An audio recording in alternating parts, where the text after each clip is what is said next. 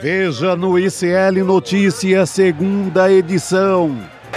Remove this gentleman from the chamber. Guerra comercial sem fim. Trump cita Brasil como país que tem tarifas injustas contra Estados Unidos em discurso no Congresso. China, Brazil, India, Mexico and Canada. Have you heard of them?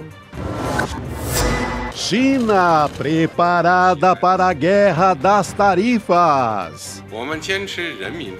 Em reação a governo Trump, embaixada declara que chineses estão prontos para lutar até o fim.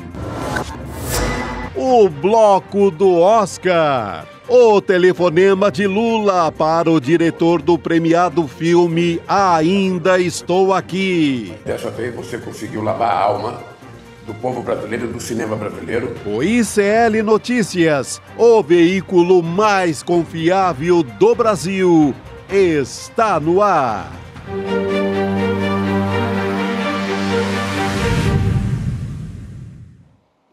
Olá, boa noite. Seja muito bem-vindo, seja muito bem-vindo. ICL Notícias, segunda edição, está no ar. Estamos ao vivo. Nosso bloco de final de carnaval está ao vivo nos canais do Instituto Conhecimento Liberta, Eduardo Moreira no YouTube, também no canal da Voz Trabalhadora. Boa noite para você que nos assiste pelo Rio Grande do Sul, por meio da Pop TV.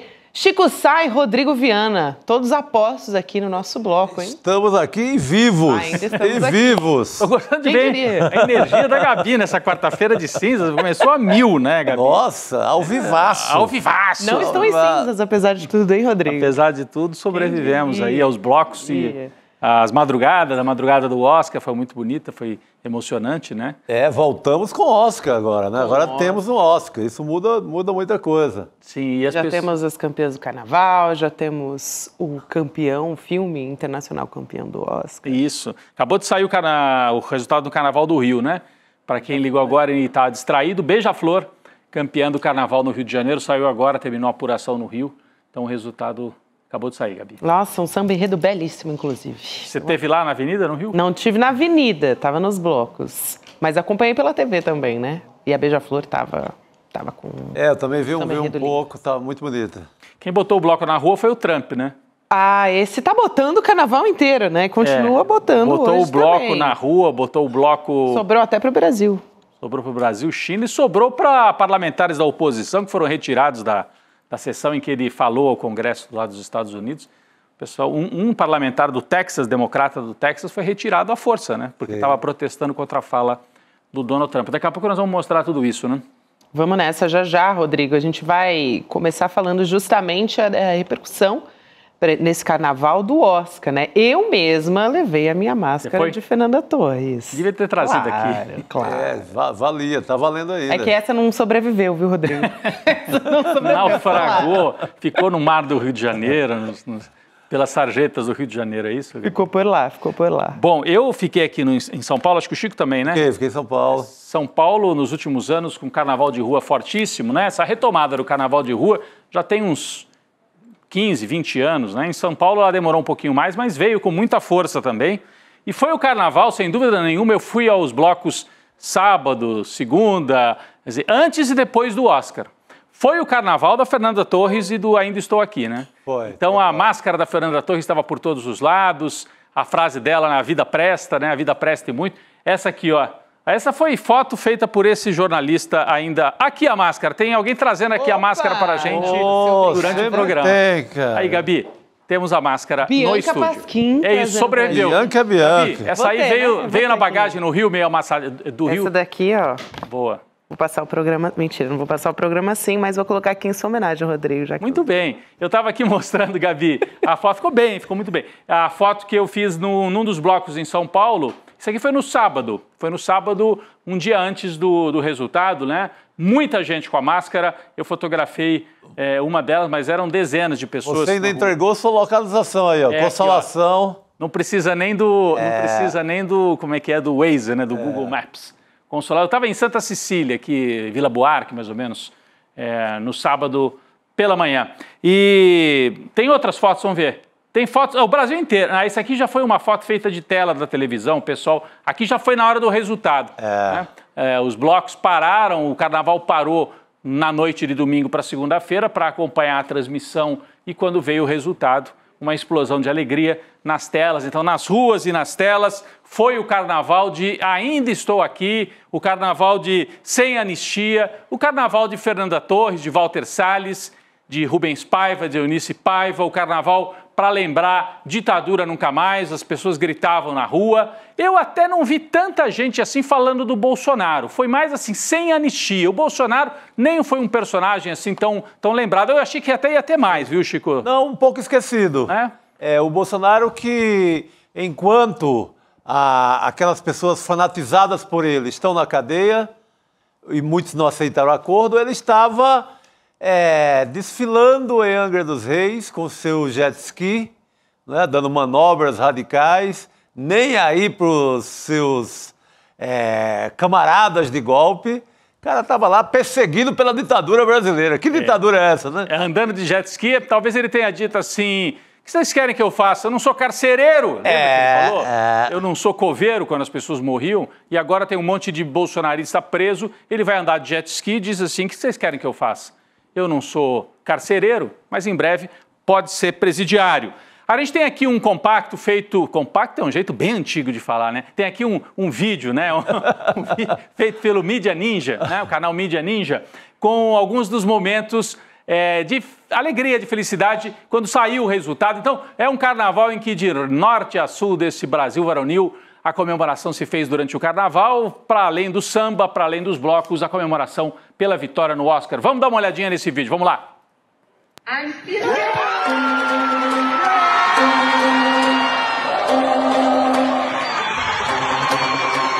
And the Oscar goes to...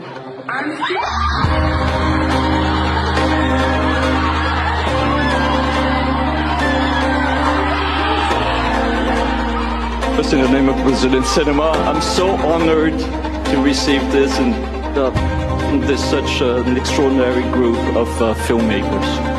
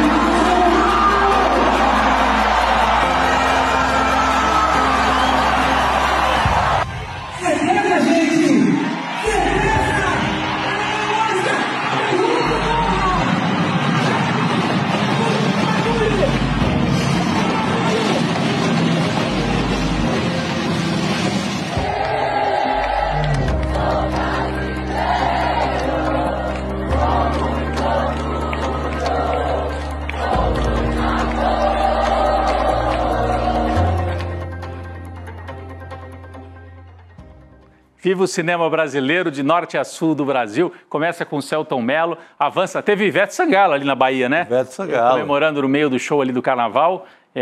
Enfim, Rio de Janeiro, Pará, em Belém do Pará também a comemoração. São Paulo com um monte de prédio, as pessoas gritando, né? No seu bairro teve, Chico? Gritando pela todo janela? Mundo. Eu estava vendo com um delay miserável, eu gritei quase meia hora depois, mas gritei. É isso aí, olha a festa, né? A Penélope, na hora que fez o anúncio, né? A belíssima atriz espanhola que fez o anúncio da vitória do Brasil, aí em Belém do Pará também a festa, enfim, muita comemoração em casa, a gente gritou loucamente. Gabi estava na rua no Rio de Janeiro na hora que saiu o resultado ou estava em casa? Não, estava assistindo em casa. Estava em casa. Na janela, aquela coisa. Eu estava acompanhando com um olho no canal que estava transmitindo na TV a cabo e com outro olho aqui na transmissão do ICL. Ah, sim, não. O nosso William De Luca batendo um bolão com seus convidados e com seus comentaristas também. O ICL transmitiu, 14, 15 mil pessoas acompanharam por aqui na madrugada de sábado. Inclusive a gente, né? Inclusive, a nossa audiência também. Sim. Eu estava acompanhando, isso que eu disse. Eu estava com um olho lá no William De Luca e outro na transmissão que vinha dos Estados Unidos. Bom, hoje de ontem para hoje, eu não sei que hora que foi o telefonema exatamente, mas foi divulgado hoje. Lula e Janja ligaram para Walter Salles, o diretor do filme, premiado, né, o Oscar de melhor filme internacional. Antigamente era melhor filme estrangeiro, agora fala melhor filme internacional. Vamos acompanhar esse alô do Planalto para o Walter Salles e para toda a equipe de Ainda Estou Aqui, o presidente Lula com a camisa do Corinthians, né, um jaleco ali do Corinthians, ligando para Walter Salles. Bom gosto, né? Vamos acompanhar isso aí, vamos lá. Alô. Presidente, que prazer ouvi-lo. Querido Walter, a gente não tem muito o que falar quando a gente percebe que um brasileiro é capaz de se superar numa arte que até então me parece que só americano ganhava. Então eu quero te dizer que foi uma noite de ouro. Acho que você já fez outras coisas muito importantes, mas dessa vez você conseguiu lavar a alma do povo brasileiro, do cinema brasileiro, e recuperar de uma forma muito, mas muito importante a história do Rubens Barrichello. Eu quero te dar os parabéns e dizer que eu estou muito feliz. Falei isso para Fernanda ontem. Fernanda é a alma do filme. Então. Fernanda e Dona Fernanda, no filme Comunista e Paiva. Então, as três mulheres são únicas e representam o que a gente tem de melhor no Brasil. E você conseguiu dar a seriedade e a leveza necessária no comportamento da Fernanda Torres para representar o Unifipaga.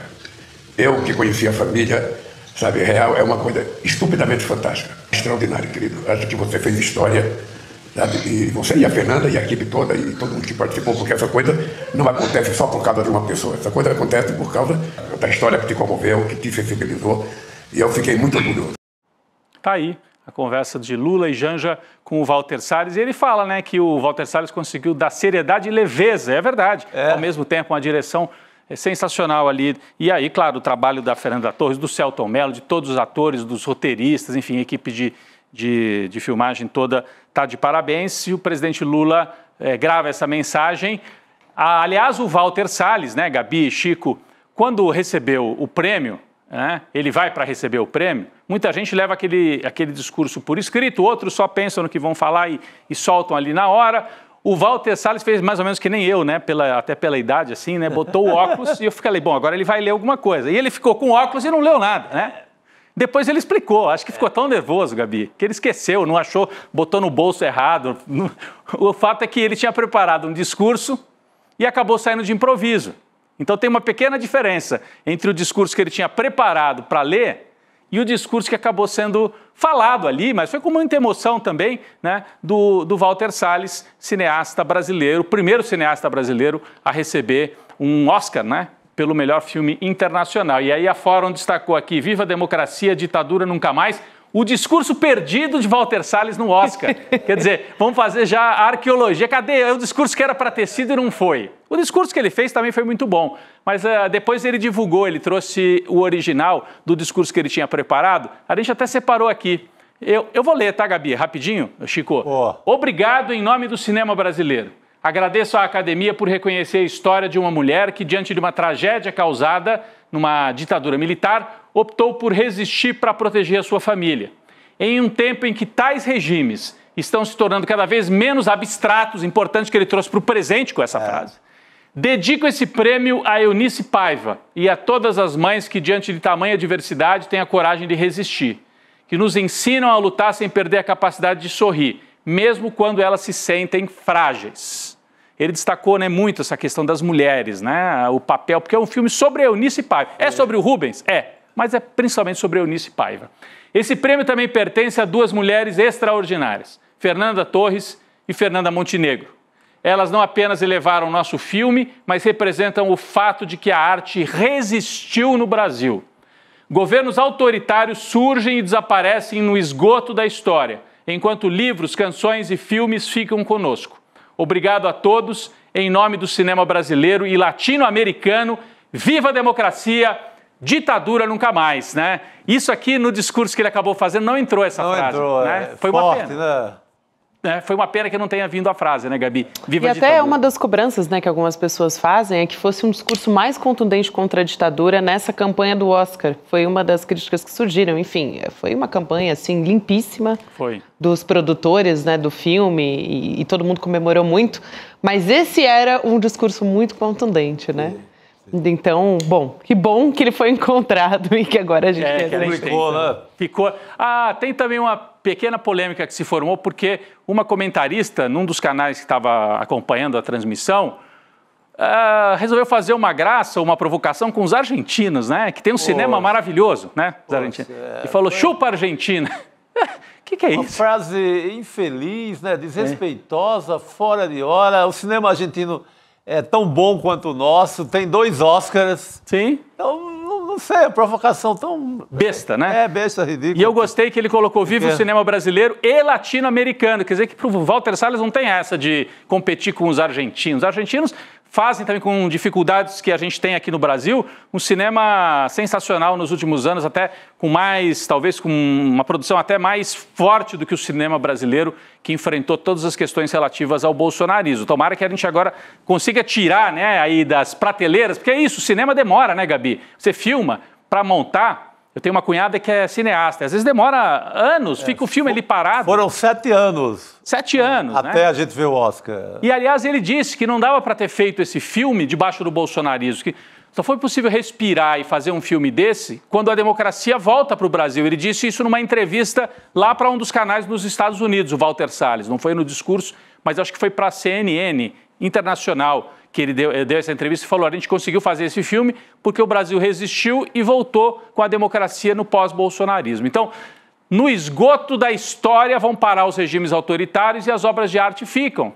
É o caso da música brasileira lá nos anos 60, 70, o cinema brasileiro, o cinema novo, que também continuou resistindo durante a ditadura, mas principalmente a música ali naquele momento, a música brasileira. E agora o cinema também trazendo de volta essa história com qualidade, com boa técnica e fazendo o Brasil debater tudo isso de novo como a gente está acompanhando. Sabe quem é que permaneceu em silêncio, só para a gente terminar? E não é surpresa nenhuma? Eu não vou falar do Bolsonaro, esse a gente já esperava que não falasse, né? O tal de Tarcísio de Freitas, que é considerado bolsonarismo light, direita civilizada. O Brasil ganha um Oscar e ele ficou calado. Está até na nossa manchete, é uma das nossas manchetes no ICL, noticias.com.br, dirigido pelo Chico Alves, que percebeu muito bem. É um silêncio eloquente, né? É aquele silêncio que fala. Tarcísio silencia sobre o Oscar para Ainda Estou Aqui e expõe a sua essência bolsonarista. O governador de São Paulo seguiu nas redes sociais o movimento de outros líderes da extrema-direita. Torceram contra, falaram as maiores barbaridades e perderam, né? O Brasil ganhou, eles perderam e o Tarcísio se calou, Tarcísio Gabi. também não parabenizou a Fernanda Torres quando ela ganhou o Globo de Ouro. O Globo de Ouro também não, né? Não, eu lembro que você observou isso, sim, Gabi. Isso é bom para a gente prestar atenção, porque as pessoas ficam falando, o governo Lula não está sendo tão bom assim, que diferença faz? Será que faz tanta diferença? Vão percebendo essas coisas. Se vier um sujeito como esse aqui, ou alguns outros piores, daqui a pouco a gente vai falar, tem Caiado já aí na pista, se preparando, tem o Gustavo Lima, tem Marçal, Tarcísio de Freitas. Não precisa ser alguém da família Bolsonaro. Se vier um desses aqui, como eles têm que render ainda homenagens a esse tipo de eleitor da extrema-direita, a arte vai de novo para a sarjeta, a arte brasileira. Então, é importante a gente entender o que está em jogo. Com todas as questões do governo Lula, governo de frente democrática e tudo, a importância de ter um governo que permite que as pessoas respirem. Então está aqui, só para a gente lembrar. Mas vamos tirar a cara do Tarcísio, porque a gente está falando do Oscar, pega até mal gastar mais do que 45 segundos com o Tarcísio aqui na tela. Viva o Brasil, viva o cinema brasileiro, parabéns pelo Oscar, que alegrou ainda mais esse carnaval pelas ruas brasileiras, Gabi. Ainda bem, né? Juntou, assim, a alegria do carnaval, que já é maravilhoso, a gente ainda ganhou o Oscar, foi... assim, um sentimento... E teve um reflexo imediato do filme, né, da celebração em torno do filme. No Carnaval do Rio, blocos foram até a casa do general da reserva José Antônio Bellian, ou Bellian, não sei como se diz, que é um dos acusados da morte e desaparecimento do Rubens Paiva. Foram lá e fizeram o seu protesto na frente da casa. Cada vez mais é um endereço que a juventude usa no Rio para protestar, porque sobem os créditos do filme, mas a história não acabou. Essas pessoas não foram punidas. Muito pelo contrário. Recebem salário. Eu achei um ponto forte do carnaval. O carnaval com cara de carnaval de protesto à moda antiga, assim, sabe? É isso. Muito interessante. Esse é um dos pontos aqui que dá um quentinho no coração, né? A gente estava precisando. Sim. estava precisando muito. Bom, e vamos falar de Donald Trump também? O que botou o bloco na rua. Que botou também o bloco na rua, inclusive falando do Brasil, ele fez um discurso bastante longo, acho que foi o mais longo da história, né? Um presidente fez no Congresso dos Estados Unidos. Foi muito, muito longo o discurso do Donald Trump, olha só, no Congresso, citou tarifas injustas aplicadas pelo Brasil, essa é a manchete que você vê aí na sua tela, e ele estava mencionando o Brasil justamente falando de taxação, né, gente? De tarifa. A gente já está na expectativa, porque ele disse que vai aplicar a partir do dia 2 de abril. Então, tá aí já, né? Ele até fala que, vou evitar o 1º de abril porque é dia da mentira. Então vai pro dia 2. Ou seja, ele reconhece que não pode colar ali da mentira, porque pega muito, é muito a cara do governo dele, né? E aí ele reclama, diz que as taxas que os estadunidenses pagam ao Brasil e aos outros países, né, são absurdas e tal. A gente até tem esse trecho em vídeo do Donald Trump. Vamos assistir? If you don't make your product in America, however, under the Trump administration, you will pay a tariff, and in some cases, a rather large one. Other countries have used tariffs against us for decades, and now it's our turn to start using them against those other countries. On average, the European Union, China, Brazil, India, Mexico and Canada, have you heard of them? And countless other nations charge us tremendously higher tariffs than we charge them. It's very unfair. Ele fez questão de citar os BRICS, né? Brasil, China, Índia e de fora dos BRICS o México e o Canadá que estão ali. Né? Mas bota no bloco que é o que incomoda ele, né, de fato, politicamente. Porque quem tem indústria no mundo, né? Bom, quem tem indústria principalmente no mundo hoje é China, um pouco ali os países do Sudeste Asiático, né? Vietnã, tal, Filipinas e também Brasil e México, apesar de toda a desindustrialização que a gente viveu ao longo das últimas décadas, mas o Brasil ainda tem indústria, ainda vende produtos industrializados, inclusive para os Estados Unidos. Vende aço, vende avião, né? Carro, acho que a gente não vende para os Estados Unidos, mas vende para outros países da América Latina. Então, o Brasil produz, tem uma indústria que está muito mais fraca do que já foi, né? Mas de qualquer maneira incomoda. E ele fez questão de citar nominalmente, né, Chico? Porque ele podia não ter citado, ele quis mandar recado mesmo. Passado ali por cima, não, mandou o recado direto que aguarde breve nesse cinema tarifaço contra o Brasil. Pois é, e aí tem essa história, ela começou ali, a gente começou a falar sobre isso quando o Donald Trump estava falando sobre o aço. Então isso afetaria o Brasil, enfim, o segundo maior fornecedor de aço para os Estados Unidos. Essa história começou há algumas semanas e agora, nesse discurso, ele foi muito mais contundente, né, dizendo que agora, de fato, vai taxar o Brasil, enfim, deu um longo passo, vamos dizer, um passo a mais aí na guerra comercial e incluindo o Brasil na história agora também, né? Foi exatamente isso. Só para lembrar, né, quando se fala de tarifa e ele diz, os países taxam os Estados Unidos de maneira injusta. Durante muitos anos, os Estados Unidos foram os campeões do discurso liberal, neoliberal. Estados Unidos e Europa, mas principalmente os Estados Unidos, exportavam esse discurso que muitos economistas aqui no Brasil, na época do Collor, Fernando Henrique principalmente, compraram esse discurso, que era o quê? Acaba com tarifa, não tem que ter proteção à indústria local, vocês não têm que ter tarifa nenhuma, vamos liberalizar tudo, porque assim é melhor. E para os Estados Unidos esse discurso valia a pena para eles conseguirem exportar cada vez mais aqui para dentro.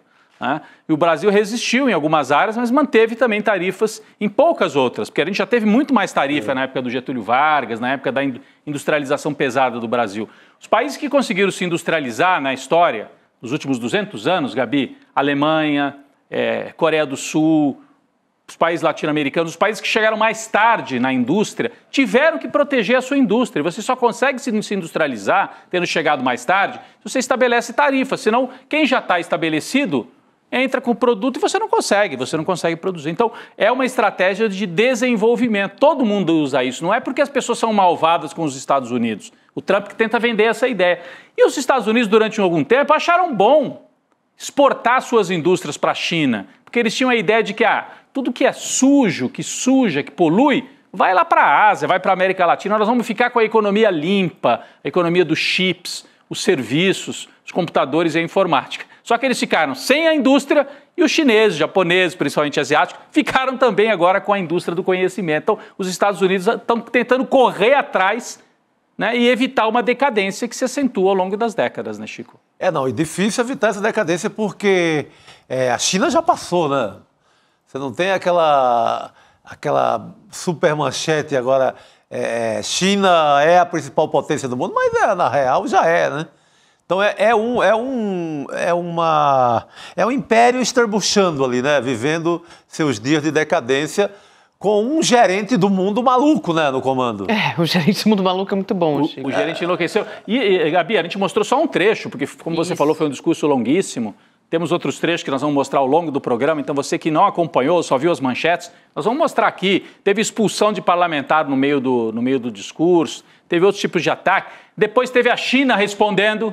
Sim. A China respondendo, nós também vamos mostrar aqui. Tudo isso daqui a pouco, que nós vamos receber aqui um comentarista, um analista de relações internacionais que vai ajudar a gente a compreender melhor o discurso do Donald Trump. Eu estava aqui pegando os dados de como é que vai ficar, né? Porque tem essa história de que já impuseram os Estados Unidos essas tarifas, produtos também do Canadá, do México, do aço.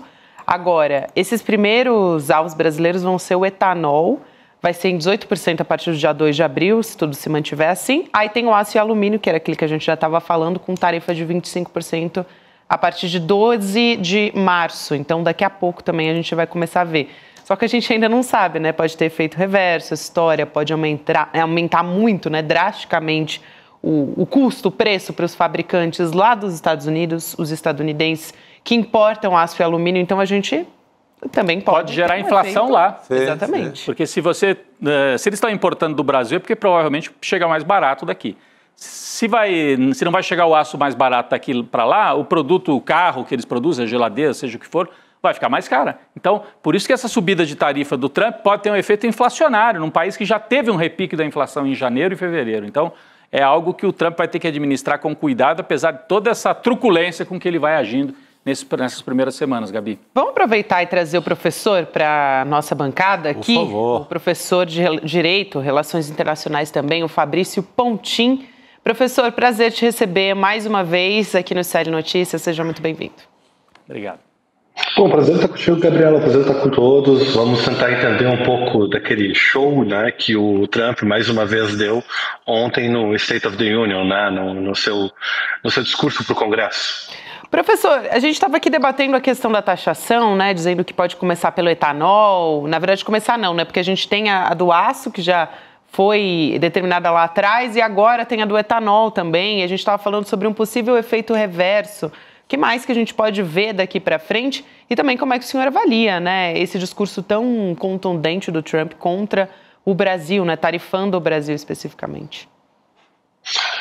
Eu fiquei surpreso dele nomear o Brasil expressamente no discurso, né? Ele nomeou alguns países e colocou o Brasil entre eles. É claro que, ao nomear o Brasil, ele também está fazendo uma seleção dos países que têm esse alinhamento dentro do BRICS, né? E também, você já mencionou, galera, a questão do aço, né? E a questão hoje do etanol. A questão do aço vem da campanha. E a questão do aço vem da campanha, acho que é importante a gente mencionar isso por uma questão estratégica muito pontual do Trump, que é a seguinte: ao tarifar o aço, ele está quebrando, né? Ele está quebrando acordos internacionais com relação ao livre comércio, mas ele também está tentando se aproximar de setores que são estratégicos do ponto de vista do eleitorado trumpista. Quem é que dá a vitória para o Trump? Quem dá a vitória para o Trump é o antigo cinturão da poeira, né, o Rust Belt norte-americano, que era o setor da manufatura, mais vinculado justamente com o setor de mineração e com o setor de automotivo. Esses dois setores, eles entram em crise nos Estados Unidos, existe uma transferência da mão de obra desse setor, sobretudo para a China, para a Ásia, mas no caso do aço, existe um comércio muito intenso com o Brasil. Então, ao atacar o Brasil, já na eleição, isso sim, na eleição ele mencionava o Brasil expressamente e prometia fazer esse tipo de operação, ele está tentando se aproximar do eleitor dele na Pensilvânia, do eleitor dele em Ohio, do eleitor dele em Indiana, né, do eleitor dele em Michigan, que é um eleitor que vê o fim da manufatura norte-americana, que vê o fim da mineração norte-americana e que quer a volta desse processo. E se vocês prestarem atenção no discurso dele ontem, ele falou disso, né, da produção interna, de trazer de volta essa produção, a manufatura, para dentro dos Estados Unidos. Então, esse ataque, para além do elemento de protecionismo, né, do produto norte-americano, ele tem um elemento eleitoral muito importante de resgate do núcleo identitário que se vincula muito fortemente ao Trump. Então, participa de um contexto maior. E a questão do etanol também, porque entra na questão dos combustíveis alternativos, né? E ataca também a indústria da cana-de-açúcar como um todo no contexto brasileiro. Então ataca também o nosso setor agro aqui.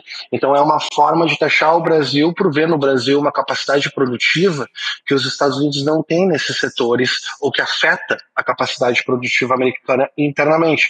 São sinais de um isolacionismo americano que a gente viu várias vezes ontem. Eu tendo a interpretar essa questão da taxação como sinais de um neo-isolacionismo norte-americano que o Trump está apostando as fichas dele, e numa reconfiguração das alianças norte-americanas. A gente viu isso muito fortemente ontem. Né? Um apelo a um novo plano de alianças norte-americano, do qual essas questões da taxação participam.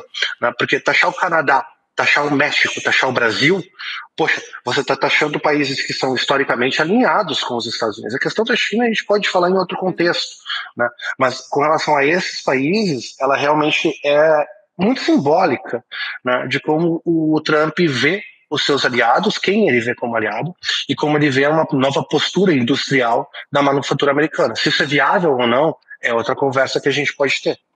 Professor, é super importante esse contexto, e um outro aspecto que me chama muita atenção no discurso, ele voltou a falar, né, Groenlândia, Panamá, mais uma vez, e ele foi ainda mais duro quando ele falou da Groenlândia, mas me chama a atenção que ele sempre usa a justificativa de ser uma questão de segurança nacional. Acho que o professor vai poder avaliar isso muito bem.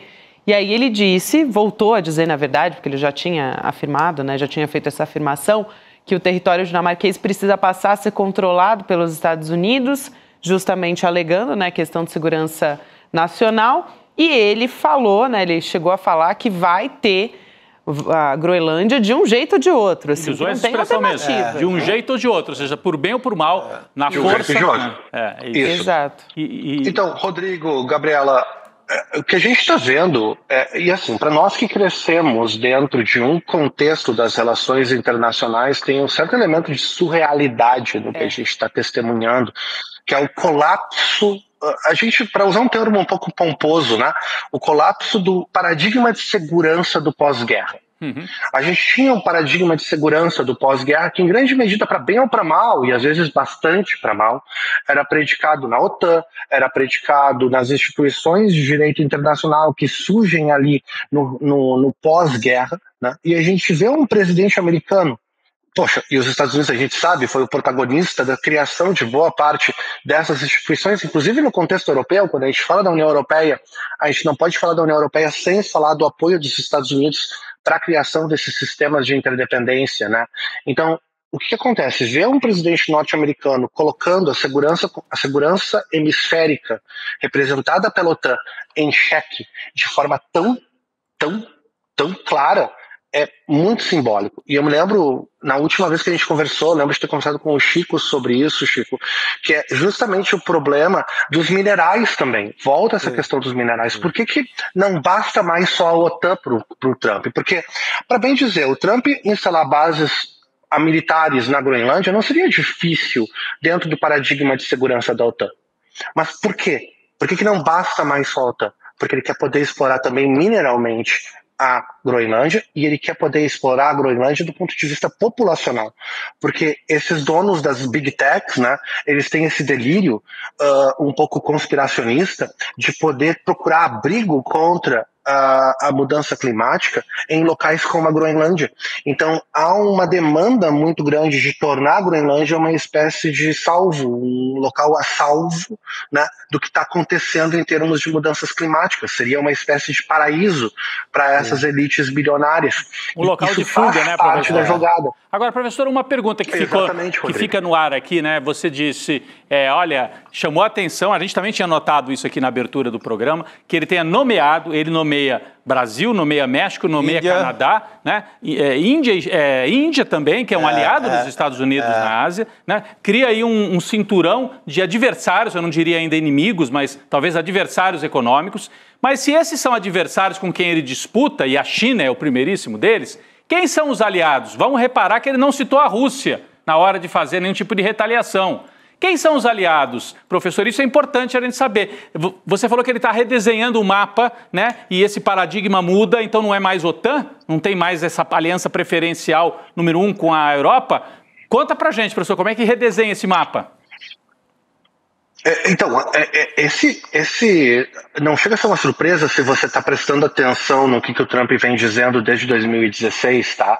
Mas no primeiro governo o Trump não teve tanta bala na agulha para conseguir se mover geopoliticamente com tanta força. Agora ele está aproveitando um cenário geopolítico onde ele está reconfigurando o plano de alianças dos Estados Unidos e está deixando em alguma medida a Europa sozinha. Agora, a Europa ficar sozinha vai criar uma situação de corrida armamentista sem precedente dentro do contexto europeu. E quem são os aliados do Trump? Eu acho que tem uma forma de responder isso diretamente. Vamos prestar atenção no que aconteceu 2 semanas atrás, no contexto da procura por uma solução pacífica na Ucrânia, né? O que aconteceu? Com quem que o Trump foi se reunir? O Trump fez uma conferência com a Arábia Saudita de mediadora, com a presença da Rússia e da China, para mediar a crise na Ucrânia, para procurar uma solução para a crise na Ucrânia. E ele não envolveu nenhum representante da União Europeia nessa discussão e nenhum representante da Ucrânia. E aí a gente vê uma mudança paradigmática onde o Trump está procurando se alinhar com as potências, a gente chamaria de potências médias, né, do Golfo, e ainda reconhecendo a China como uma necessidade de intermediação para essa crise, e a própria Rússia, claro, que é diretamente envolvida. Mas não envolver a Ucrânia nessa primeira intermediação foi muito simbólico, porque é uma forma de dizer, não, a Europa não vai se envolver, e quer saber, nem a Ucrânia vai se envolver no processo de paz. É uma situação surreal que a gente está testemunhando aí. E o que a gente está vendo? Uma mudança de figura. Eu acho que isso passa sobre como o Trump vê, eu colocaria assim, como o Trump vê a figura do Estado. O que é o Estado para o Trump? Nós nos acostumamos a ver, pelo menos do ponto de vista discursivo, tá, gente? É claro que a gente não pode ser pueril sobre isso, mas do ponto de vista discursivo, as lideranças da Europa Ocidental, as lideranças americanas, as lideranças da América Latina, depois de 1980, com uma ou duas exceções que a gente sabe quem são, falando bem da ideia de democracia, falando bem da ideia de ter uma oposição. O Trump não tem nenhum comprometimento com isso. O instinto político do Trump é um instinto autoritário, e ele tem se aproximado de líderes autoritários. Esse tipo de instinto está deixando de lado a complicação que o Trump vê na política europeia, por ser uma política com oposição, com parlamentos divididos, né, com votantes diversos, e se aliando com regimes que não precisam se preocupar em mandar sinais para eleitores, né, que é o que a gente vem chamando na literatura de autoritarismo competitivo. Certo? Então, esse autoritarismo competitivo parece ser o modelo de Estado com o qual o Trump se alinha mais facilmente, né? Um modelo de competição entre as elites pela simpatia do executivo e o executivo com as elites. E tu não tem mais a intermediação do eleitor. E parece que o instinto do Trump é se aliar com esse tipo de líder político nesse momento. As consequências disso, porque a gente chamou, né, do consenso do pós-guerra, são enormes. Professor, eu até queria, Chico, vou passar para você, mas antes eu queria só dar aqui a reação desses países também, né? Porque sim. O primeiro-ministro da Groenlândia, por exemplo, ele disse o seguinte, vou trazer aqui, nós não queremos ser americanos nem dinamarqueses, nós somos o povo nativo da Groenlândia. Os americanos e seu líder precisam entender isso, nós não estamos à venda, não podemos ser tomados.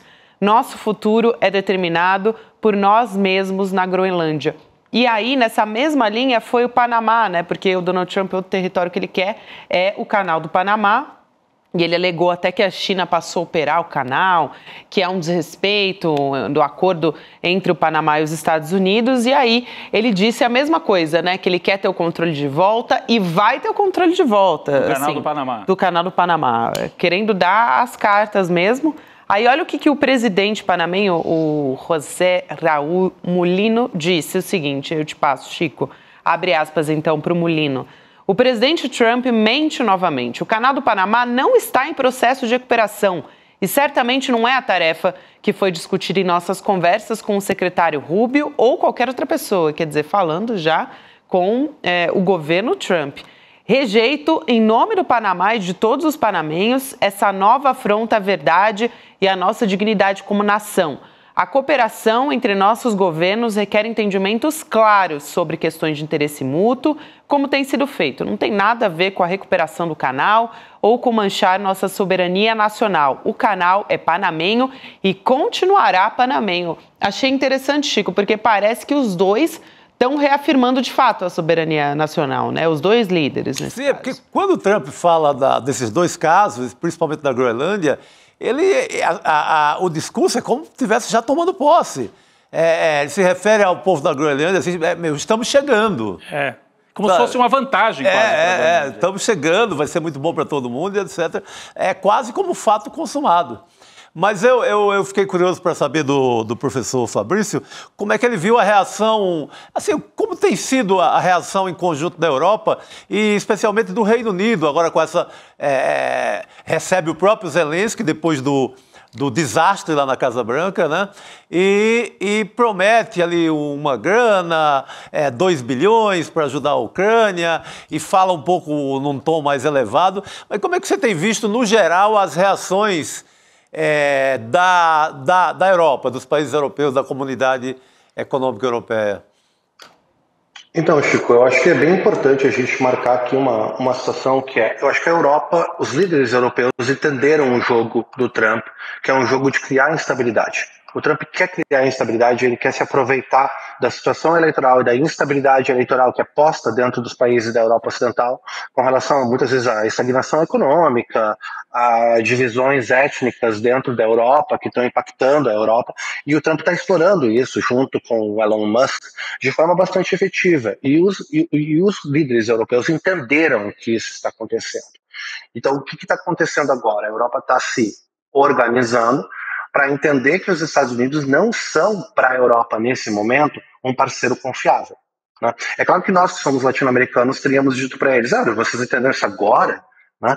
Mas tudo bem, eles vão deixar isso para lá por um momento. Né? A questão principal a Europa está entendendo que vai precisar tomar as rédeas da própria segurança, pelo menos enquanto a realidade política e ideológica dos Estados Unidos for a que está posta nesse momento. Só que qual é a dificuldade aqui? Tem uma teoria nas relações internacionais, eu juro que eu não vou botar vocês para dormir, tá, pessoal? Mas tem um paradigma que a gente chama do paradigma de 2 níveis, tá? Ele funciona assim. Toda atuação tem que ser entendida como se ela acontecesse de forma paralela. Uma coisa é a atuação internacional de um líder de Estado. Outra coisa é como esse líder de Estado tem que lidar com os problemas internos do país dele. O que o Trump está apostando? Externamente, a União Europeia sabe o que tem que fazer em termos de política externa europeia. Qual é o problema? Os eleitores europeus. Então, o que o Trump está querendo manipular? O eleitor europeu, para mostrar que o eleitor europeu está cansado de guerra, vê o custo de uma guerra e o custo de se armar como uma prioridade baixa dentro da alta inflacionária, dentro do desemprego relativamente alto. Relativamente não, em muitos países, tipo Espanha, Itália, o desemprego é alto mesmo, é 16%, 18%. São taxas grandes de desemprego, especialmente entre os jovens. Esse jovem não quer uma guerra no pescoço dele. Né? Ele vê essa guerra como um problema. Só que a política externa europeia está tentando se defender em termos existenciais. Ela se vê existencialmente afetada por essa postura norte-americana, né? Que é muito... Mais uma vez, gente, vamos voltar 12, 14 anos atrás. Seria inconcebível para a gente pensar, a gente está numa mesa redonda, nós 4, conversando sobre o vice-presidente dos Estados Unidos indo encontrar o chefe, o presidente do partido de extrema-direita alemão para apoiar esse partido numa eleição. Isso seria inconcebível 15 anos atrás. E aconteceu 2 semanas atrás. O Vance deixou de encontrar o primeiro-ministro alemão em exercício para encontrar o líder da Alternativa para a Alemanha, que é um partido de extrema-direita bastante complexo. Então, isso são sinais que o Trump está dando no sentido de instabilidade, de criar instabilidade. Essa instabilidade está sendo respondida pelos líderes europeus, tentando criar alternativas para armar a Europa, para ser mais independente dos Estados Unidos. Só que quais são as consequências eleitorais dessa postura? Nós vamos ver isso agora, né? Com o adicional de complicação, com o Musk tendo recursos basicamente infinitos para colocar nos seus partidos favoritos. Na Alemanha, saiu pela culatra. Né? A Alternativa para a Alemanha ficou em segundo lugar e isolada no parlamento alemão. Então, saiu pela culatra. Mas a gente não sabe por quanto tempo a Europa, enquanto unidade, vai conseguir resistir a esse tipo de pressão e instabilidade. E é o mesmo jogo, não se enganem. É o mesmo jogo com a Groenlândia e é o mesmo jogo que está sendo feito com o Panamá. É um jogo de criar instabilidade local. O Trump entendeu que criar instabilidades locais favorece candidatos e movimentos políticos alinhados a essa concepção de Estado que eu estava conversando com vocês, né? A essa concepção de Estado de um autoritarismo competitivo. Essa concepção de Estado é a concepção de Estado que o Trump vem promovendo no Brasil, que vem promovendo na América Latina como um todo, vem promovendo na Europa, e ela é uma mudança de política paradigmática dos Estados Unidos, com consequências globais que a gente está começando a ver. Perfeito. Faltou um ator aqui, é isso que eu ia falar, né? Importantíssimo, China. gente. Vamos trazer a China. E já não é nova também, né? Mas agora no discurso também foi falado como uma das justificativas para a administração e para o Donald Trump querer o aumento das tarifas, melhor dizendo, né, dos produtos chineses, é a entrada da droga do fentanil, na verdade, né, nos Estados Unidos. Essa que é, na verdade, uma longa história lá nos Estados Unidos. O fentanil é mais uma, né, um novo capítulo dessa história. E a embaixada da China em Washington diz que essa é uma desculpa dos estadunidenses e que os chineses estão preparados para o que ele chamou de guerra, né? A embaixada da China nos Estados Unidos. Então, a gente está vendo o tweet aqui na tela, né? A declaração deles nas redes sociais. Se os Estados Unidos realmente querem resolver a questão do fentanil, então a coisa certa a fazer é consultar a China, tratando-se mutuamente como iguais. Se a guerra é o que os Estados Unidos querem, seja uma guerra tarifária, uma guerra comercial ou qualquer outro tipo de guerra, estamos prontos para lutar até o fim. Chama muita atenção também o tom, né, Chico? Ou qualquer tipo de guerra. Né? Subiram o tom também, mostrou, né, deram uma subida de tom também diante dessa acusação, né, como se quando a gente vê aquelas pessoas vagando pelas ruas de Los Angeles e outras cidades dos Estados Unidos, né, consumidores do fentanil, né, agora o Trump resolveu botar a culpa na China, como se o consumo de droga nos Estados Unidos fosse culpa da China, pelo menos desse tipo de droga que ele está citando. Tem até uma reportagem da BBC que já faz algum tempo que eles fizeram, e eu li porque fiz um episódio do Em Detalhes sobre isso, que a China é fonte de substâncias químicas do fentanil, mas não é só a China. A Índia também, por exemplo, está envolvida nessa história. Em 2019, a China também declarou que o fentanil é um narcótico controlado, enfim. É uma questão, mas o fato é que eles estão, de fato, parece que o Trump está usando isso como uma desculpa para aplicar as taxações, né? Porque é como botar a culpa, desculpa, Gabi, na Colômbia ou na Bolívia, que produzem a folha de coca, e no caso da Colômbia, além da folha, também refinam cocaína, dizer a culpa do consumo de cocaína nos Estados Unidos é da Colômbia, portanto, temos que partir para a guerra com a Colômbia, né? Aliás, eles fizeram isso durante muito tempo, né? Estabelecer uma relação quase de ocupação da Colômbia com a desculpa da guerra às drogas, né? Muito bem, gente. Desculpa. Não, professor, a gente queria te ouvir mesmo sobre isso. Tá, então, Rodrigo, essa discussão do fentanil, ela é muito interessante porque ela é colocada num contexto super amplo, né? Vocês ouviram ontem no discurso, provavelmente prestaram atenção nessa parte, gente, que era o Trump dizendo sobre a questão do México e que ele não hesitaria em usar força militar contra o México para garantir a questão da ordem com relação tanto ao movimento de pessoas, mas também quanto à questão do fentanil. né? E isso faz parte de toda uma política de pânico moral, onde a gente não vai tratar o fentanil como um problema de saúde pública nos Estados Unidos, não vamos tratar o fentanil como um problema do Medicaid. Por quê? O que é o fentanil? Ele é um reflexo de um problema vinculado à política da dor, à falta de suporte médico. Eu acho que a Gabriela vai lembrar que quando a gente falou aquela questão, né, do Luigi no podcast, a gente trouxe isso um pouco, que é, tá faltando suporte médico para a questão de suporte à dor nos Estados Unidos. As pessoas não têm acesso à medicação adequada e elas vão procurar o fentanil, e o fentanil é terrível, né?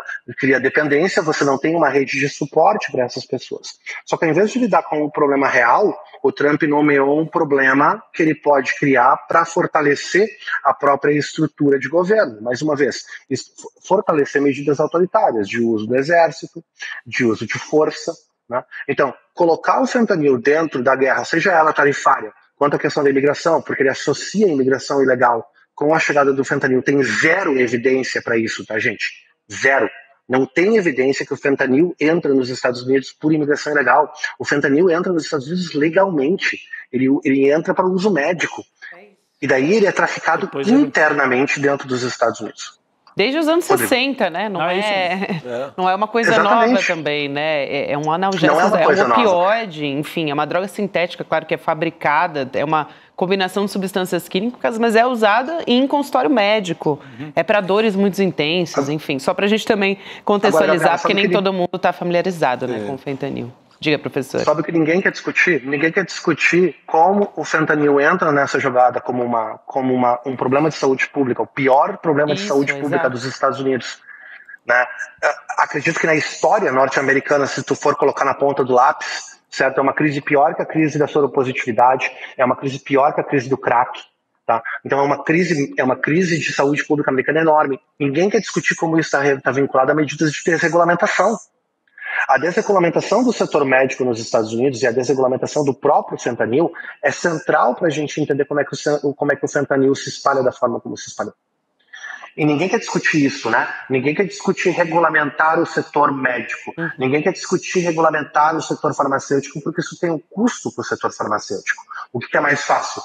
Mais fácil é colocar a culpa na China e colocar a culpa no imigrante irregular que vem do México.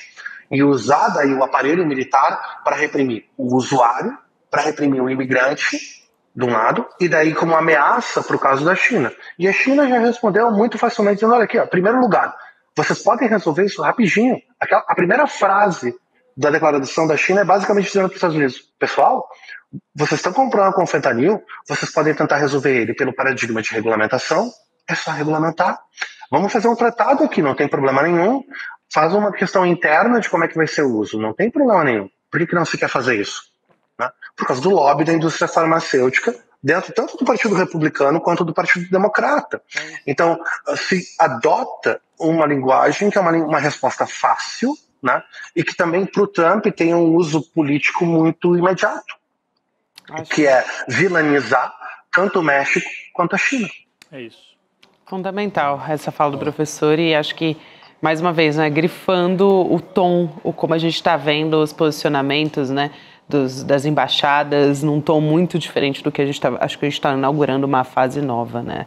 Até outro assunto que não ficou de fora, a gente está voltando aí de um carnaval. Parece que faz tanto tempo que isso aconteceu, mas foi agora a história, a treta, vamos dizer. Foi na sexta-feira, entre né? O Trump e o Zelensky. Sexta-feira. Mas foi agora. Sexta-feira, parece que, nossa, já faz tanto tempo, mas não ficou de fora do discurso do Donald Trump também essa história, porque foi um encontro que foi considerado desastroso. Enfim, o Trump disse que recebeu uma carta do Zelensky, né, do presidente, sobre um acordo de paz com a Rússia, e ele falou, enfim, não deu detalhes sobre a carta, mas o que tudo indica, e a imprensa já divulgou também, é que o Zelensky, de fato, aceitou os termos dos Estados Unidos para encerrar a guerra, vamos dizer assim, né?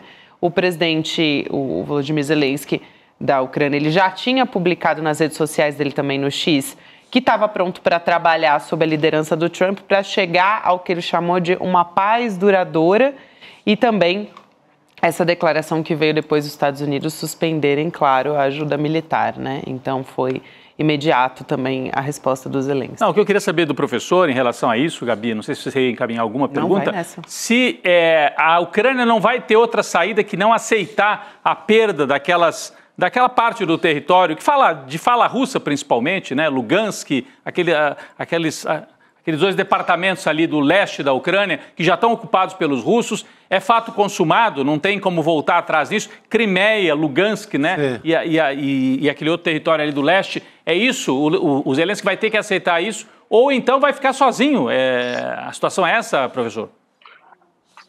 A gente vai ter que esperar para ver o quanto a Europa vai ser capaz de fazer num curto período de tempo com relação a 2 coisas fundamentais. Primeira questão, equipamentos militares. Segunda questão, inteligência. Hoje saiu uma notícia, agora há pouco, tá? Saiu 3 horas atrás, mais ou menos, uma notícia dizendo que os Estados Unidos oficialmente, tá, a CIA, parou de dividir informação de inteligência com a Ucrânia. Ou seja, o contrário pode ser compreendido. Com quem que eles vão dividir a inteligência agora? E a gente tem que entender que os Estados Unidos sabem todos os processos de defesa da Ucrânia. Todos. Se os Estados Unidos decidem comunicar os processos de defesa da Ucrânia para a Rússia, acabou.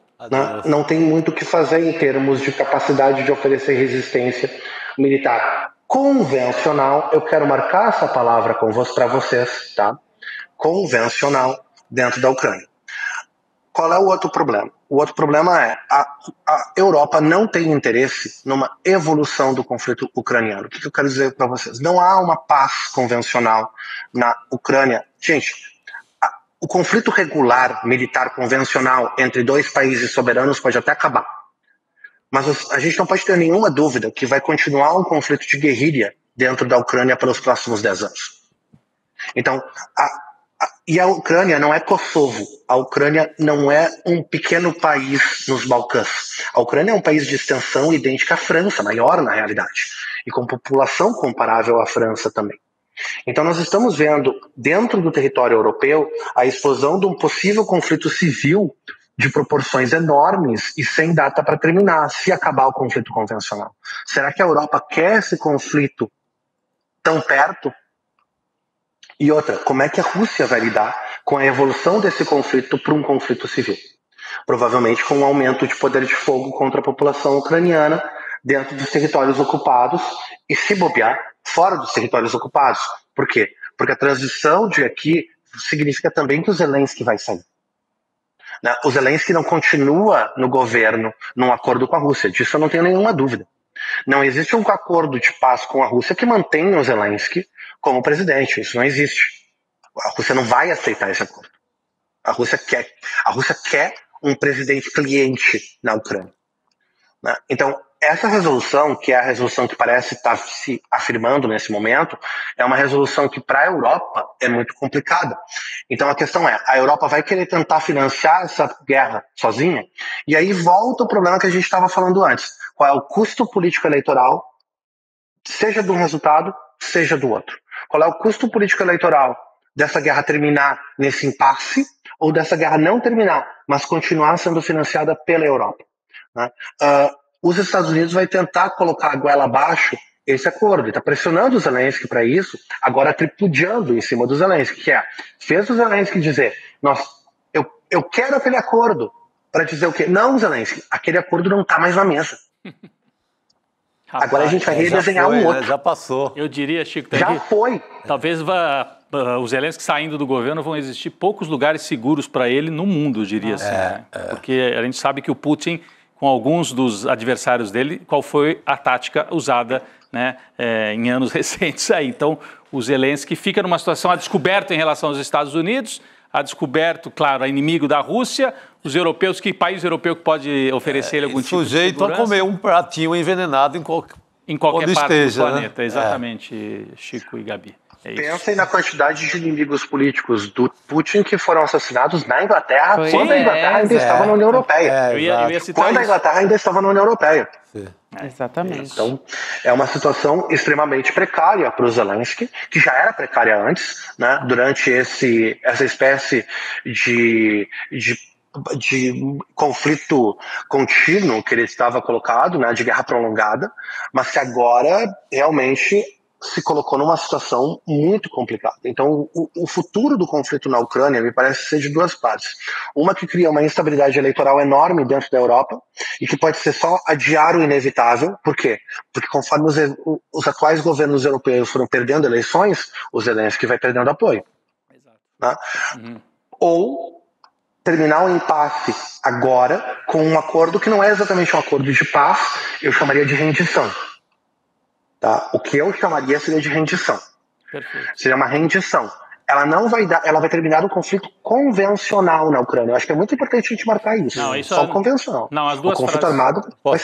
Eu achei as duas colocações do professor, essa de que a CIA para de compartilhar informação com a Ucrânia. Portanto, entrega a cabeça, né? Entrega a cabeça para a Rússia, se deixa de compartilhar com a Ucrânia. E a outra é isso, acaba a guerra convencional, mas permanecem uma série de focos de conflitos entre as populações de linha ucraniana e de fala russa, principalmente no leste da Ucrânia. Gabi? Muito boa observação. Professor Fabrício Pontes, sempre um prazer te receber aqui. Muito bom mesmo. Seja sempre muito bem-vindo. Um abraço e até uma próxima. Obrigado, professor. Obrigado pela participação. Um grande abraço, pessoal. Espero poder falar de temas mais amenos no futuro. A gente também espera, Tá difícil, tá difícil.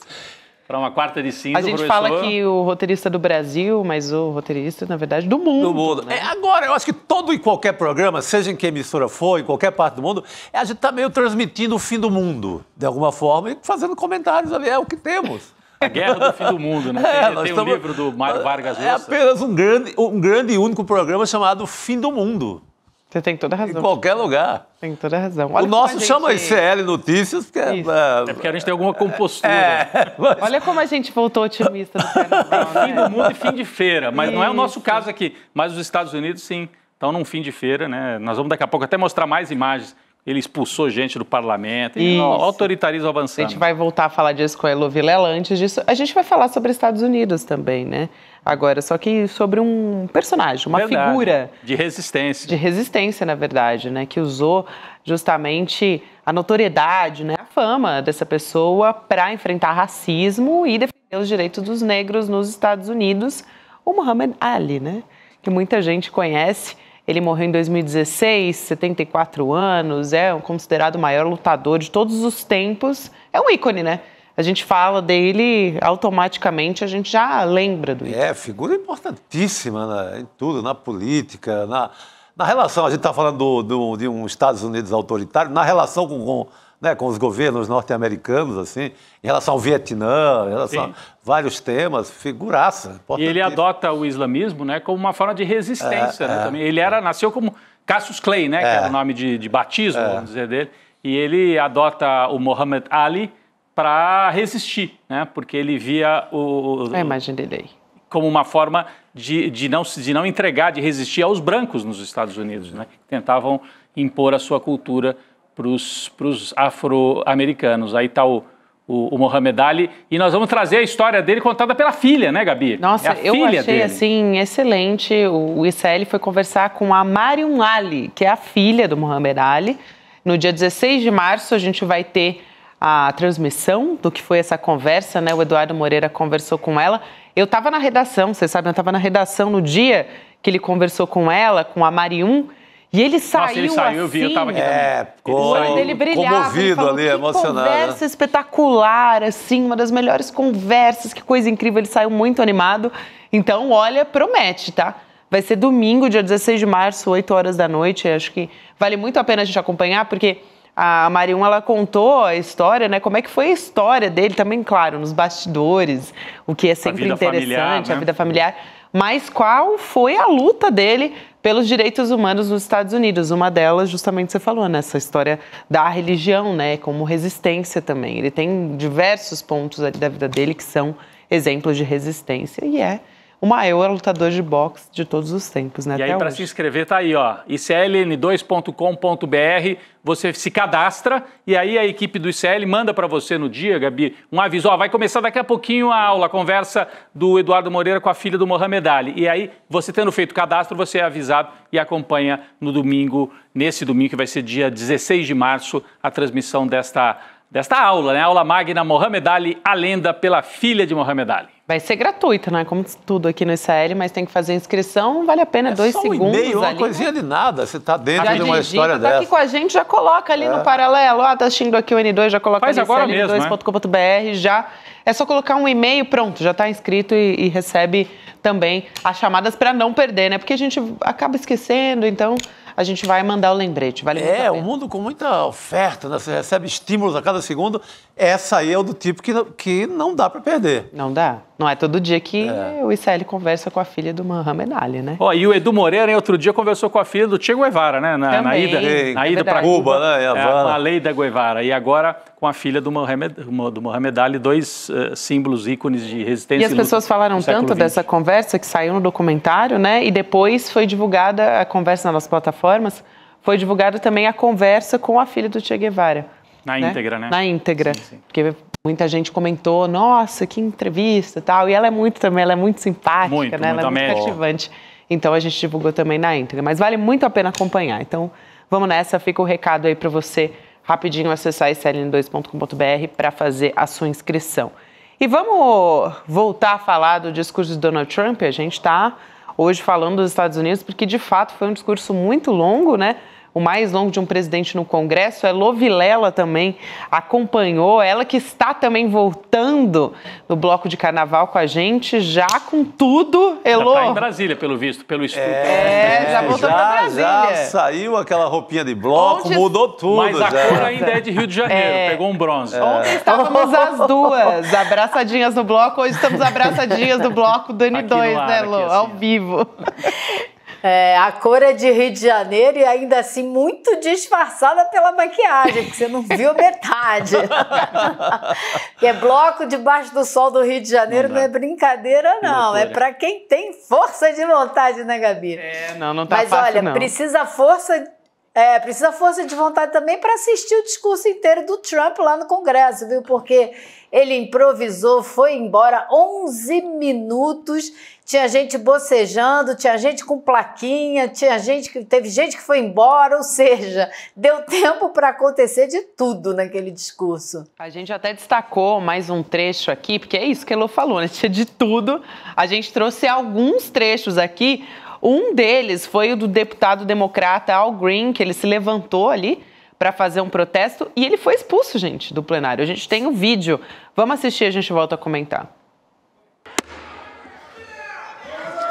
Members are directed to uphold and maintain decorum in the House and to cease any further disruptions. That's your warning.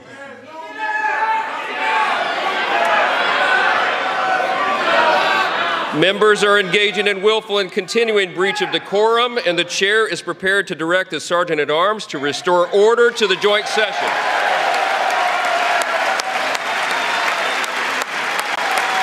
Take your seat. Finding that members continue to engage in willful and concerted disruption of proper decorum, the chair now directs the Sergeant-at-Arms to restore order. Remove this gentleman from the chamber.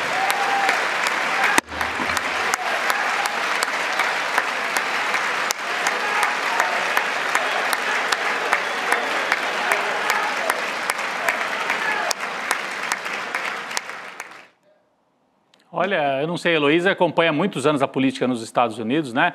Você lembra de alguma outra cena desse tipo, Elô? Um parlamentar ser retirado, isso é normal nos Estados Unidos? Eu imagino que não, né? Não, Rodrigo, não é. Inclusive, se a gente voltar no tempo, assim, a primeira vez que houve, nos últimos 40 anos, uma interrupção escandalosa foi em 2009 com o Barack Obama, quando ele foi a uma sessão conjunta do Congresso para apresentar aquele plano de saúde que ficou conhecido como Obamacare, que foi assim um avanço até na sociedade ali, não com 1000 defeitos, mas foi um avanço. E enquanto ele começava a falar, a deputada Marjorie Taylor Greene, que é aquela deputada de extrema-direita, que estava lá ontem com o bonezinho vermelho do Donald Trump para variar, gritou, "Você mente!" E ela não foi retirada do plenário.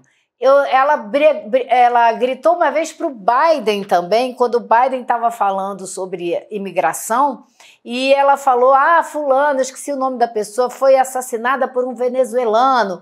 E aí ele tira um bottom, o Biden responde a ela. Ele diz, pois é, mas tem um número muito maior de pessoas no país que já foi assassinada por estadunidenses e não por estrangeiros. Eu não vou dizer que o sangue dos americanos está sendo envenenado pelos imigrantes.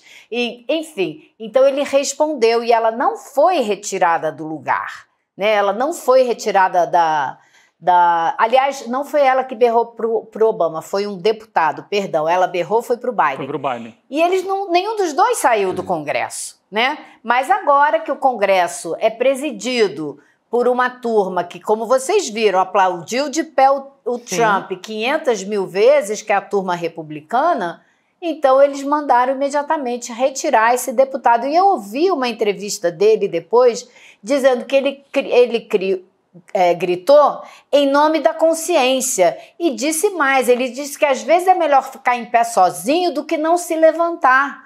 E ele gritou, você não tem mandato para acabar com o Medicare. Medicare, que é um programa de saúde para os pobres, criado em 1965, que os republicanos estão agora querendo meter a tesoura em tudo quanto é programa social, no Social Security, no Medicare e etc. Então ele estava levantando a mão para defender a população mais pobre, que vai ser a população que vai mais se ferrar com esse projeto do Donald Trump. E então ele falou, foi melhor, eu levantei sozinho, mas pelo menos eu me levantei. E eu acho que assim, foi forte, a gente não viu mais ninguém do lado democrata se levantar, né? Isso Eles chama se manifestaram, mas não protestaram a retirada dele do local, como deveriam ter protestado. Uma imagem forte e importante, né? Numa hora que é uma imagem de reação, essas imagens costumam ganhar muita força, né, no mundo inteiro, e você abre ali já a guarda para novas tentativas de enfrentar esse cowboy do mundo aí, né? Os democratas estão tão minoritários assim na Câmara e no Senado, Elô, para ficarem tão acuados assim no momento em que o Trump vem com a sua cavalaria tentando passar por cima do país? Não, a diferença de votos é minúscula,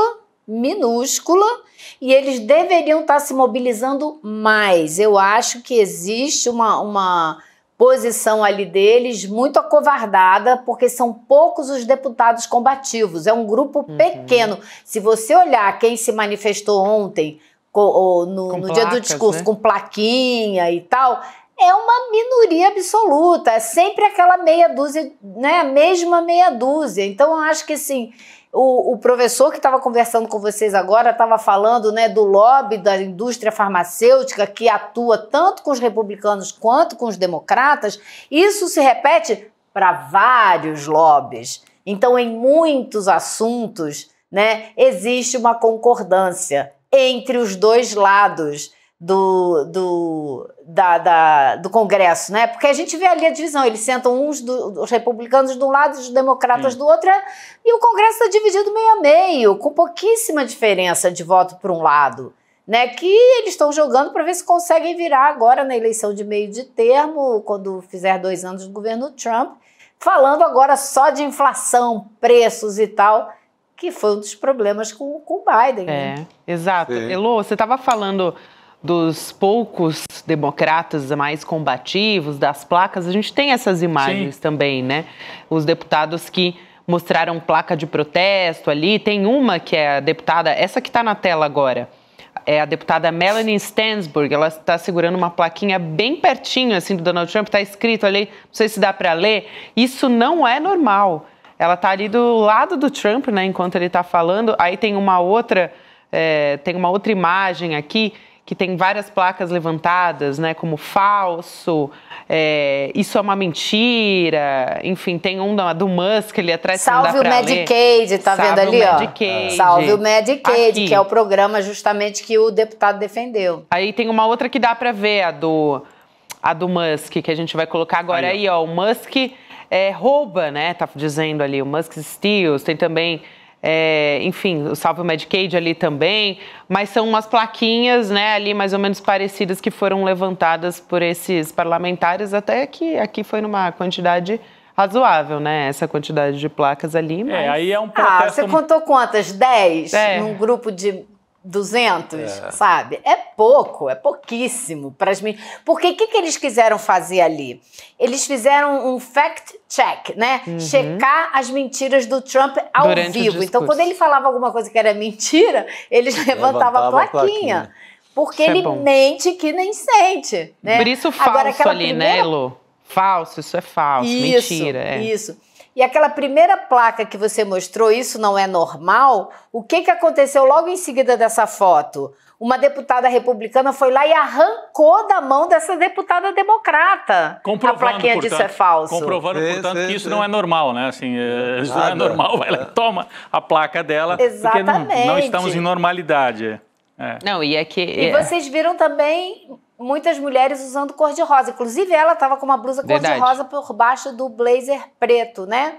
E foi uma combinação de várias deputadas democratas, porque as várias medidas que o Trump está tomando estão retirando a proteção das mulheres em casos de estupro, em casos de violência. Então, aliás, foi o movimento maior que eu vi nos meus 35 anos de Estados Unidos.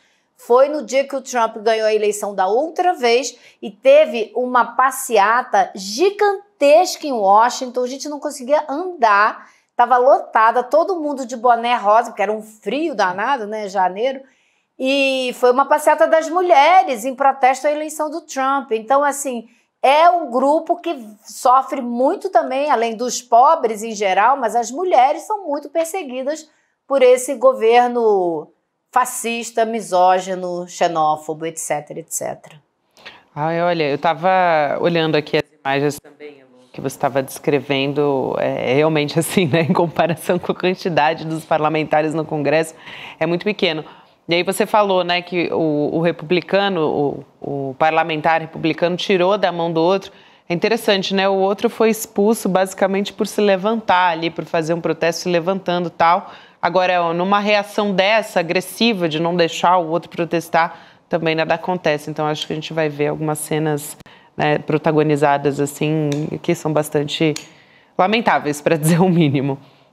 Agora, tem uma decisão, Elô, que a gente quer muito te ouvir sobre ela, sobre a Suprema Corte dos Estados Unidos, que manteve a ordem de um juiz, né, um juiz distrital, que está pedindo, que está solicitando que o governo Trump libere imediatamente dinheiro para ajuda internacional, 2 bilhões de dólares, por trabalhos que já foram realizados pela USAID, que é a Agência de Desenvolvimento Internacional, e também pelo Departamento de Estado.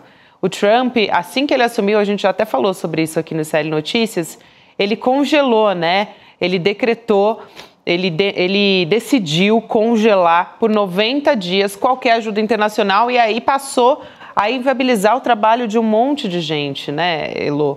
A gente, por exemplo, acompanhando diversas ONGs que o único meio que elas tinham de sobreviver era essa ajuda, né, esse tipo de auxílio internacional. Eu acho assim que todo país tem o direito de decidir que não vai mais colocar dinheiro em alguns lugares. É um projeto de governo, pode ser votado no Congresso, ser aprovado, não ser aprovado agora. O que a Suprema Corte fez foi dizer, olha, compromissos já assumidos têm que ser honrados. Você não pode simplesmente, no meio do jogo, pegar a bola e ir para casa. Se aceitou fazer esse acordo, tem um contrato assinado, você tem que cumprir esse contrato. Eu achei muito interessante, a votação foi apertada, tá? Não foi fácil, foi 5-4. Mas a maioria da Suprema Corte é de conservadores, inclusive vários indicados pelo próprio Donald Trump. E nessa decisão foi interessante porque uma das últimas, se não a última pessoa que ele indicou para a Suprema Corte, que é Amy Barrett, votou contra o Trump. Votou seguindo a maioria de que tinha que sim pagar o que já foi acordado, o que já foi compromissado, né? O que já assinou o contrato. Muito bem. É isso. Chico, também... Então tem resistência, tá né? Tem resistência aqui, em vários lugares. Eu vi um sinalzinho aqui. Eu tava fazendo um gesto de absurdo. Não, é isso. É isso. E a gente viu que realmente isso inviabilizou o trabalho de muita gente. Agora, Elô, vamos voltar um pouquinho aqui para o Brasil. A gente falou bastante do discurso do Donald Trump nos Estados Unidos, que foi de fato envolveu aí um monte de temas, a gente trouxe alguns recortes aqui, talvez os mais importantes, e a gente vai voltar a falar ao longo dos próximos dias, imigração, enfim, muita coisa no discurso do Trump. E agora a gente volta a olhar para Brasília, onde já está a Elo Vilela acompanhando nos próximos dias. Hoje a PGR se manifestou junto ao Supremo Tribunal Federal contra o recurso da defesa do Bolsonaro, que pediu aquela ampliação do prazo, né, para apresentar a defesa na denúncia do 8 de janeiro, né, do golpe. E o recurso dos advogados do ex-presidente Bolsonaro já tinha sido negado antes pelo ministro Alexandre de Moraes, que é o relator desse caso.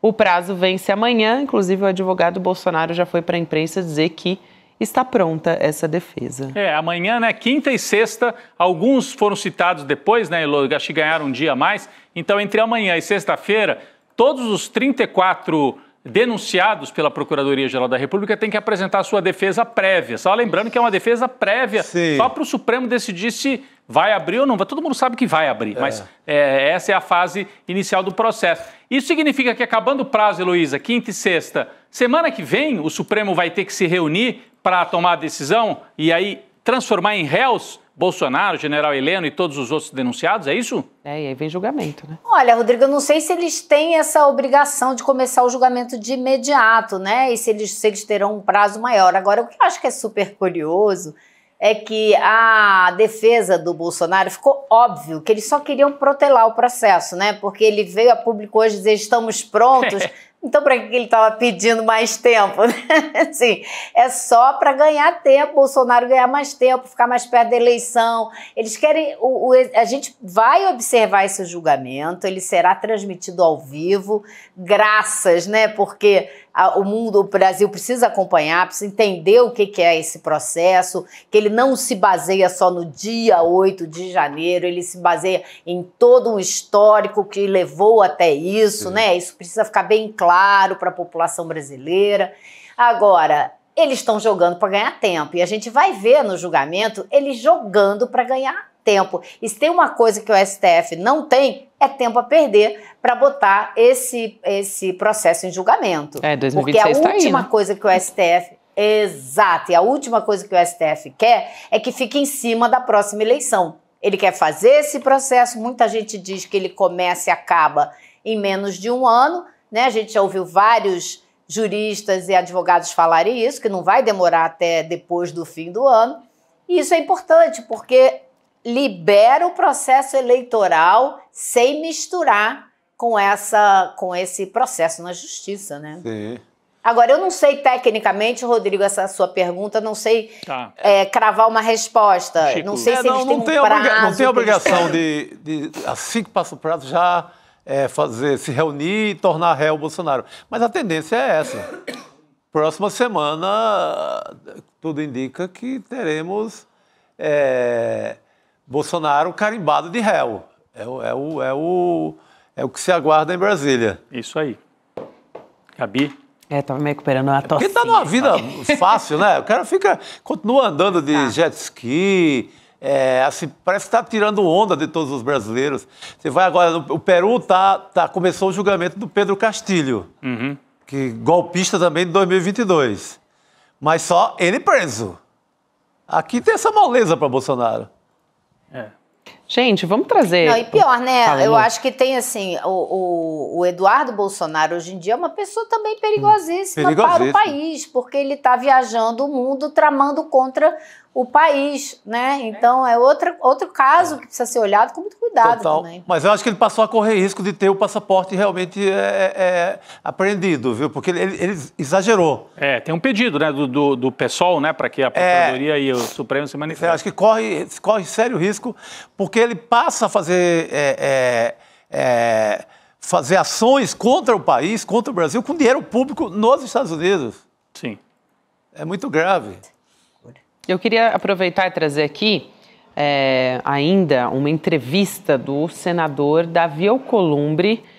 Ele deu uma entrevista ontem para o senador Jorge Cajuru, né? O presidente do Senado, Davi Alcolumbre, falando contra o movimento pelo impeachment do Alexandre de Moraes, que existe no Senado, né? Que existe. Bolsonaristas falam o tempo todo disso. Pela extrema-direita.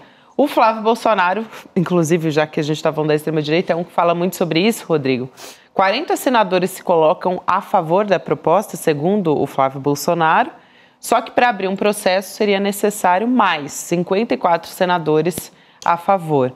E aí o Alcolumbre diz o seguinte: um processo de impeachment de um ministro do STF num país dividido vai causar problema para 200 milhões de brasileiros. Não é a solução. O melhor caminho é a pacificação do Brasil. Então, o presidente do Senado que assumiu agora, dando um recado de que, olha, a gente não vai abrir esse processo. E não adianta só ter as assinaturas. Exatamente. O presidente do Senado tem que colocar em pauta. E ele deixou claro nessa entrevista que ele não vai colocar isso em pauta, porque ele acha que isso não vai levar a nenhuma solução positiva. Eu achei curioso, porque a gente sabe também que, por outro lado, tem toda essa negociação em andamento do STF com o Judiciário e o Executivo por causa daquilo que mais interessa a grande maioria de deputados e senadores, que é bufunfa, dinheiro de emenda, né? Então essa negociação está acontecendo. Nessa entrevista, o Alcolumbre também falou de uma maneira muito interessante a respeito das emendas. Ele disse que, claro, que ele concorda que elas têm que ser transparentes, que elas têm que ser rastreáveis. Agora, que também os deputados e senadores conhecem melhor as suas municipalidades e se dependesse do orçamento federal para ter um posto de saúde numa cidadezinha lá do Amapá, de onde é o senador Alcolumbre, que nunca teria essa... Enfim, então existe toda uma conversa aí por trás, né, que está rolando e que também pode ter resultado nessa maneira dele tão, assim, pacificadora, né? Porque quando ele estava concorrendo à presidência do Senado, não era bem assim que ele falava, né, Chico? Não, ele acenava ali, até com votação de anistia, era todo voltado para essa turma. E ele também está muito enrolado no caso das emendas. Ele acena para o STF, para o Supremo, vamos deixar tudo quieto, porque tem funcionário, assessor do Alcolumbre envolvido no escândalo das emendas. No caso lá que vem lá da Bahia, mas... já foi depor na PF, viu? Então, ele está muito enrolado no Supremo, é melhor fazer as pazes e segurar por aí. De qualquer maneira, eu acho que é uma declaração que, para a institucionalidade do país, é boa. Boa. Sim. É um recado de que o presidente do Senado não está disposto a alimentar essa loucura de impeachment de ministro do Supremo, que é uma maneira da extrema-direita pressionar o judiciário brasileiro. E teve carnaval, a gente falou muito do carnaval aqui, Elô falou muito também da vitória do Oscar, né, para o Brasil, com Ainda Estou Aqui, mas a política nos bastidores continua se movimentando. A gente não tem tanto tempo assim, mas teve dois fatos aí, pelo menos, né? O Chico Sá nos trazia aqui que o Ronaldo Caiado, velho conhecido, está querendo andar as peças, mover as peças no tabuleiro rapidamente para já se colocar como candidato? Começa a campanha na próxima semana. Já a campanha? Campanha eleitoral, ele chama de campanha. E eu não vi o Gustavo Lima se pronunciando, mas ele disse que a dupla de chapa é o Gustavo Lima, o cantor sertanejo, aquele que faz 1 milhão de shows por 1 milhão em prefeituras, aquele do escândalo das bets e etc. Ele diz que vão partir os dois em campanha e o público vai escolher quem vai ser o candidato a presidente e quem vai ser o vice.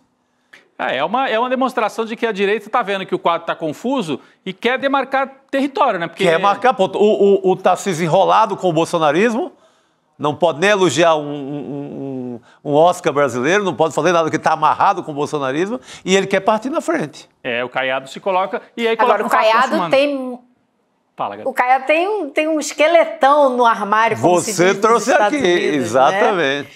E semana que vem tem uma reunião na PGR para discutir justamente esse pedido de federalização do caso de assassinato de um ex-coordenador da campanha dele, no qual o primo dele é réu, né? É envolvido na tentativa, no assassinato. Não foi uma tentativa, foi um assassinato. Ele foi vítima de uma emboscada e outras 7 pessoas foram assassinadas para encobrir o crime.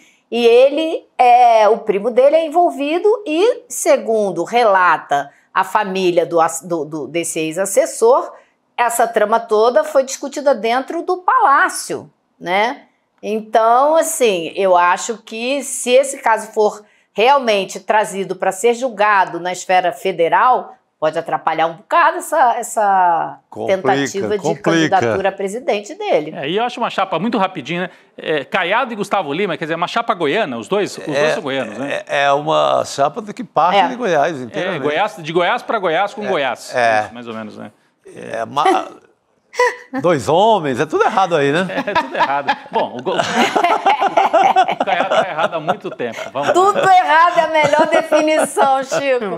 Tudo errado. Tudo errado. Ai, Elô, a gente vai se falar muito em breve sobre isso, então, para você trazer atualização para a gente. Obrigada, querida. A gente se vê em breve. Beijão. Boa noite. Valeu, Elô. Obrigado. Boa noite. Hoje tem também, viu? Tem provocação histórica. Rodrigo, com Lindener Parede. Trabalhando na quarta-feira de cinzas, hein, Lindener? O tema de hoje é e o Lula? E o PT? E o Lula, hein? Por uma história do Partido dos Trabalhadores, conversa que vai ser com Lincoln Seco. Excelente, né? Pra gente muito acompanhar a partir de agora. O PT então. Acabou de completar 40 anos. 45, né? 45 anos é uma boa viagem aí sobre o tema. Ele escreveu um livro, o Lincoln Seco escreveu um livro importante sobre a história do PT. Isso aí, a gente vai acompanhar a partir de agora então e amanhã estaremos de volta com a nossa programação normal a partir das 7 da manhã e a gente que começou antes da abertura do bloco também vai estar aqui. A gente abriu, né? O Abre Alas e CL2. Comissão de frente da volta. Amanhã acaba a moleza. Acordem todos bem cedo da manhã, Panunzio, né, o William De Luca, Demore, todo mundo. Toda a tropa toda está reunida. Vambora, boa noite, gente. Boa noite. Até amanhã. Olá! Campeões não são feitos em academias. Campeões são feitos de algo que eles trazem profundamente dentro de si. Um desejo, um sonho, uma visão. Essa frase não é minha, não. Essa frase é do tricampeão mundial de boxe, Muhammad Ali. Ele foi banido do esporte porque se recusou a ir à guerra do Vietnã. Sabia que havia lutas mais importantes do que o boxe. Lutas que correspondiam ao seu sonho, à sua crença.